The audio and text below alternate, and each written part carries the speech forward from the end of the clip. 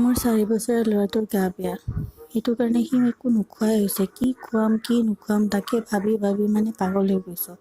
তাকে সি ভাবিলোঁ white chicken খায়। এতিয়া হোৱাইট চিকেন মানে পনীৰ খায়।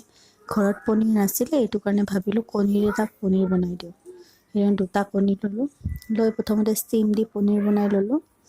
লৈ বিলাহী, পিঁয়াজ পেষ্ট বনাই আদা নহৰু আজি পেকেটৰ কিনা পেষ্টটো লৈছোঁ। লৈ কেৰাহীত তেল দি মছলাখিনি অলপ ফ্ৰাই কৰি ল'লোঁ। তেলটো ওলাই যোৱাকৈ ভাজি ল'ব লাগিব। নিমখ, হালধি, জিৰা, অকণমান জালুক দি আকৌ ফ্ৰাই কৰিলোঁ। অকণমান পানী দি সিজাই ল'লোঁ। আকৌ তেল উলিয়াকৈ ভাজি ল'ব লাগিব। ভাজি লৈ কণী দি বনাই লোৱা পনীৰখিনি পেলাই দিলোঁ। অকণমান সিজাই পাতল গ্ৰেভি এটা বনালোঁ, যাতে সিও খাই ভাল পায়। সি আকৌ বেছি পনীয়া বস্তু খাই ভাল নাপায়। আপোনালোকে এনেকৈ খাইছেনে কেতিয়াবা? জনাবচোন কমেণ্ট কৰি।